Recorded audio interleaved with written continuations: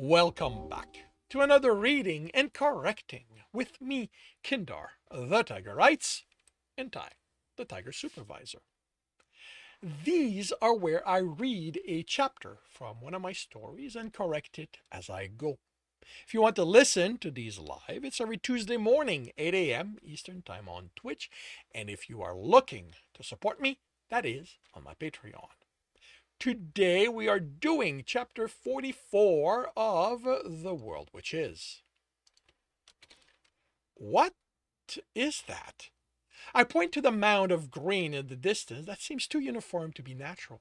Of course, with the system, natural doesn't have the meaning the old folks tend to associate with it anymore. But still, straight lines aren't something I expect to see unless people of some sort are involved. I don't know, Brandon says after studying. He grins. Want to go explore and find out? Do we really want to waste time with pointless endeavors? Ellen asks, irritated. Silver peers at it. I'm okay with going to see. I may change Silver's name. I have a couple of ideas, but I may. It's about midday. We've been walking since sunrise without a debuff. Seems that a bedroll on a ground with nothing poking into us and comfortable weather is enough to avoid a didn't sleep well debuff. It's not enough to give us a good night rest buff, but that's okay. Brendan hasn't commented or even smirked about what happened at the lake, and I'm glad.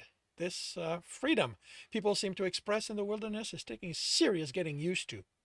Silver and Ellen seem to be more like me about that, or at least they left for the lake dressed, returned in different clothing, and were talking jovially the entire time. None of that. None of that me avoiding looking at Brandon to keep from blushing at the memory for them. Actually, I think if I do this properly, I think this will mark it better. Clothing dried by the fire isn't comfortable. It's stiff and it itches. On that, Ellen agrees with me because when she took hers off the rack Brendan made, she looked disgusted at the idea of putting it on. Fortunately for her, she had options. I was basically out of them. I'd I'd spent my time scrubbing everything I owned, and for about an hour after we set out, I was itching. The trick was odd in that Brandon kept his mouth shut for pretty much all of it. As soon as Ellen noticed he was ignoring her, she doubled down on the barbs. He gave me a number of, do I really have to put up with this look? And I get it. I talk with her, but it isn't like I know her. Okay, it isn't like I know Brandon either, but we've shared 2 fights and I'm just more comfortable around him because of that. The thing is, when he isn't looking annoyed at her behavior or mounting frustration at his silence makes him grin, and I think it's encouraging him to continue. It's utterly childish, but it tends to mean she stops after a few tries, and we have quiet for a few train of minutes before Brendan says something about what's around us or gives advice on how to proceed, and she uses that as her cue. Actually, I think it should be written like this. As her cue to get to try to get his goat again. Brendan grins. Majority rule, off we go. He wears an expectant expression until we're close enough I make out gap in the wall of green leaves, and it looks more like a wall than the side of a mound, flat going to a flat going up to a roof with a series of peaks along it. As I realize that it makes him as I realize that it that's as I realize that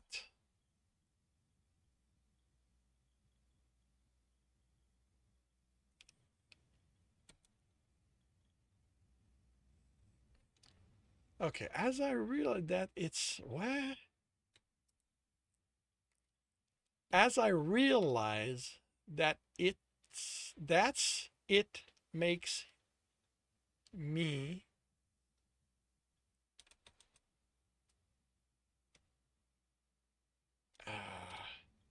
okay. I have no idea. As I realize that it makes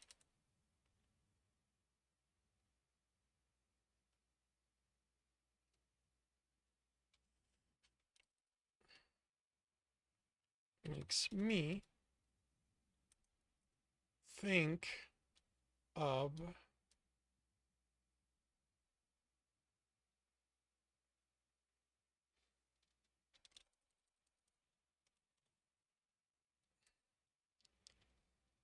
as I as I realize that.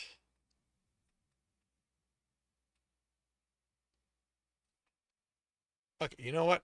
I have no idea where I was going with that, so I'm just going to take it out. Okay, not a ruin, Brendan says. Should it be? I ask. It could have been. Many of the old settlements that didn't survive past the system's arrival turned into ruins, like Hamilton. But haven't all of those been found? Silver asks. Nothing's been all found, he replies, making air quotes.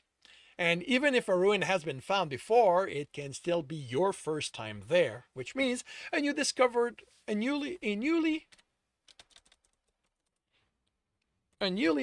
ruin for me and Dennis's quest. Sure, the bonus for being the first one to discover a ruin is nice, but at this point, I don't expect to be the first doing that. To be the one doing that.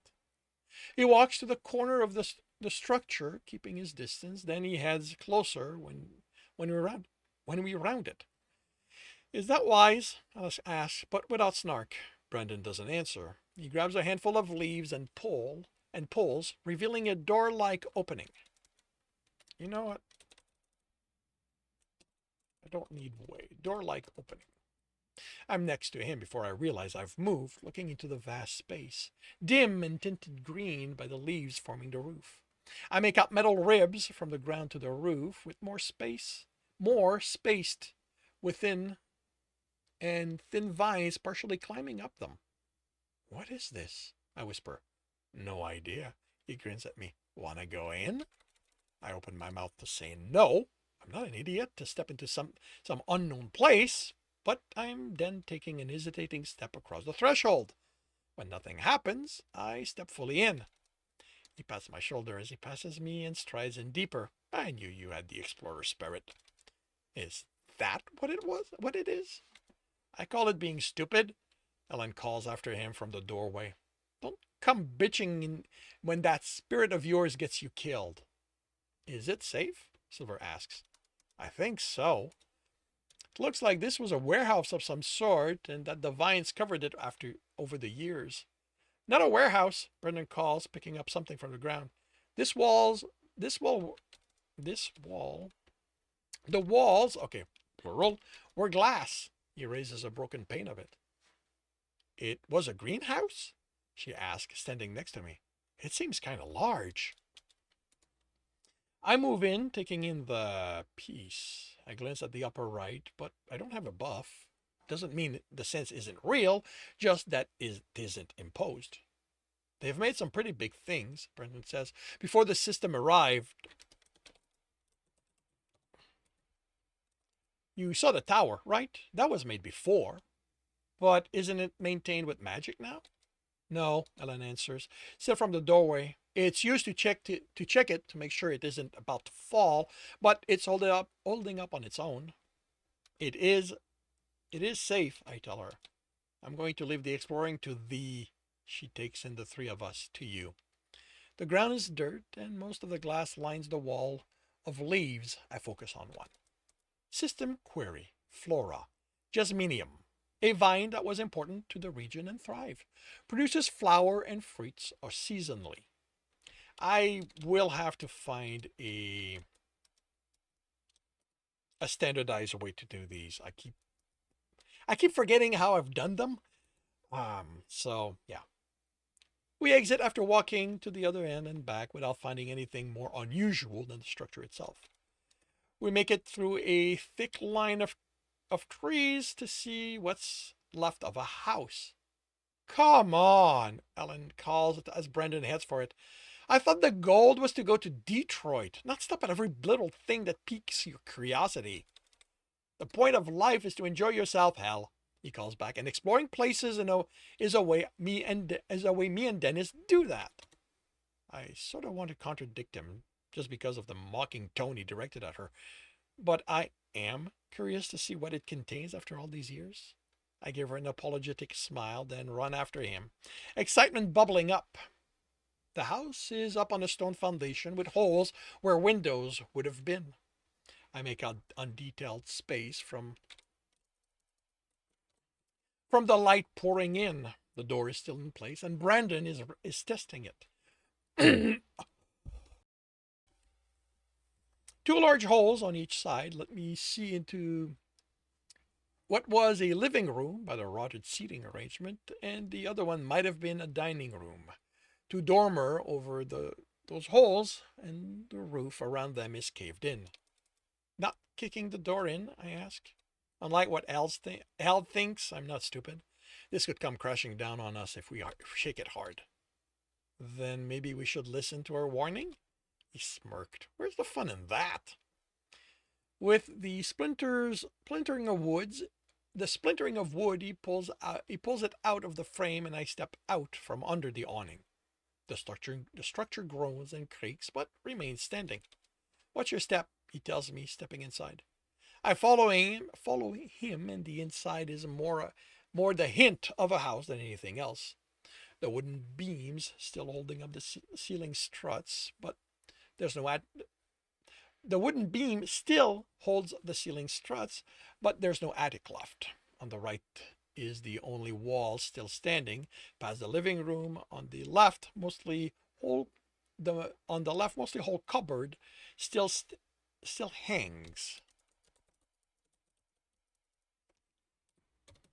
Hangs from a beam. I head right, testing the floor before me, while Brandon heads left. The door looks almost unnaturally untouched by time. The red paint has almost completely peeled off, but the wood underneath looks in good condition. And that's all it does. When I turn the knob, the whole thing turns, easily breaking out of the entirely rotted wood.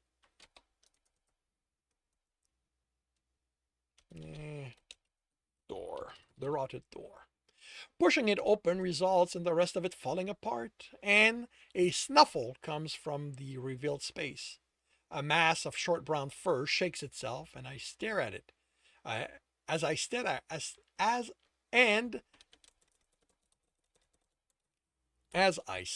it, a head moves to look at me, small black eyes blinking. Brown bear, adolescent, level 7. A brown bear that isn't fully grown. Brown bear are inclined to leave others alone unless disturbed. Perception check failed. Brandon! I'm in my armor with my sword and shield equipped as it launches it in my direction with an irritated roar. Its claws miss me, but the impact from its shoulder has me on my back with some of my health vanishing. I'm on my feet then off balance as my left one breaks through the floor, only letting me swing wildly as it returns. I still feel the tip of my blade bite into its flesh, but I don't celebrate the lucky hit. I doubt that cost it. I doubt that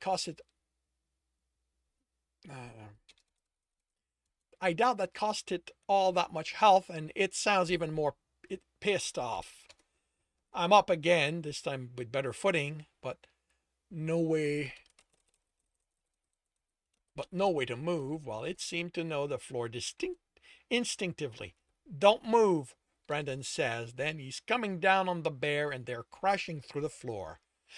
Not moving as hard as more of the floor breaks toward me until I'm standing at the intersection of exposed joist.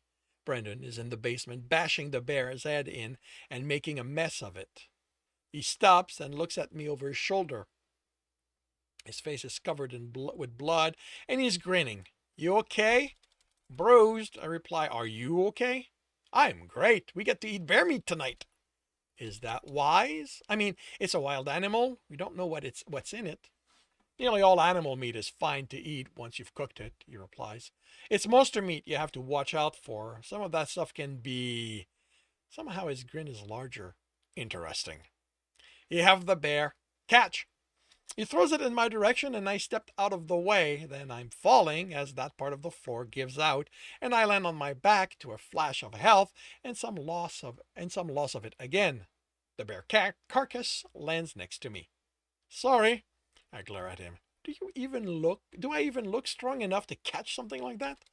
He offers he offers me a hand. Looks can be deceiving. I take it and he pulls me to my feet. How are we getting us and that out of here? He grabs the bears and throws it up and out. Then he looks at me, grinning. I'll make my own way out. I noticed the section of the wall going up straight up without a floor above, and I get a grin of my own. He watches me as I cross to the other end of the basement, then run as fast as I can. When I reach the wall, it's just about making a running crawl while making. It's just about. Okay, I've got two making here.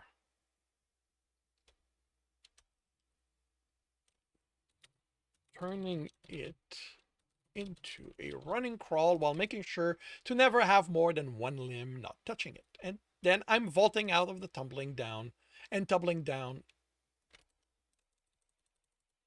and tumbling down into the grass. Hands grab the edge as I stand and Brendan pulls himself out. I was kind of expecting you to jump out. That isn't in our power set, he does himself. But you handled momentum pretty well. I haven't seen a lot of explorers managing to go straight up like that. They usually pick an angle. I had a few days back in court where I needed to be out of the house and away from my dad. I couldn't leave base, so he led me to a section of his wall that no one ever goes to, and I practiced running up it. Run that by me again? He says as he walks to the front of the house. You were inside base, but he led you to a wall that's part of him? Are you pulling one on me? Base is the center of court. He's the compound that court grew out of. He's a node like those that make cities, really. Only he's also a person. He doesn't have a body like us. He's the compound itself. He can change things however he wants, unless Grandpa Lewis forbids him to. How does your grandfather tell him something? How does your grandfather tell something like that? It can't. He. Base is a person. I'm pretty sure he was an actual person once, but that isn't something he talks about. Okay? But how does anyone tell someone like that no? Grandpa Lewis is his commander, so that lets him. Commander? Brenner looks at me with an odd expression, like that's his actual class, not just a title. Yeah, it's his class. That means this base person is a military node. Throws the bear over his shoulder like it doesn't weigh it all that much. I have no idea how someone could become one of those, but I thought they'd all been found and used to make fortification for those military fanatics. Military fanatics? Yeah, back before the system, there were a lot of groups who thought the world was going to end any day. So they accumulated all kind of weapons. You also had the military who were who was defending the country from its enemies. From its enemies. They had bases all over. That's where the military nodes come from. There was a lot of fighting over them, and whoever won used them to turn the place into fortresses. Those places can make them kind of weapon magic wielders like my sister can only dream of matching. Those are places you want to avoid unless you like having someone look over your shoulder all the time and are ready to punish you for just thinking differently than them. What happened? Silver asks. Dennis found us dinner. Brandon replies, not slowing. You can't seriously think that about uh, of carrying that thing. You can't seriously think of carrying that thing there for the rest of the day, Ellen says. Definitely not doing that, he replies. I'm dropping this in the greenhouse, butchering it, drying most of the meat, turning the rest into dinner for tonight, and tomorrow we get moving again. Are you going to let him do that? She asks. That sounds reasonable, I reply. What about that quest you're on? Don't you want to get that done and over with? There's no rush. It's not going anywhere. She grabs my arm and pulls me away from the other two. When she stops, she looks back, they didn't slow, and lowers her voice. Dennis, you will never amount to anything by following his lead. Brandon cares about nothing more than his own pleasure. I think you're not giving him enough credit, but what's wrong with wanting to have some fun while you do things? Fun doesn't get things done. She replied, fun doesn't let you gain the experience you need to raise in level, to have your name known by the people who matter. Only serious hard work does that. Ah, okay, that explains a few things. I think you're forgetting that something to take. You're forgetting to take something into account, Ellen. And what's that? She asked in a tone that makes it clear she isn't impressed with me. I don't want people to know my name, that they matter or not. And that concludes chapter 44 of The World Which Is. If you are enjoying this, please leave a like. If you want to know when the next chapter is going to be up, subscribe and hit the bell. If you want to read this story, it is up for free on Royal Road. If you want to read ahead of that and support me in the process, that is on my Patreon, where we are about 10 chapters ahead. And if you want to listen to these live, it's every Tuesday morning, 8 a.m. Eastern Time on Twitch. The links are in the notes, and with that, I shall wish you a good day.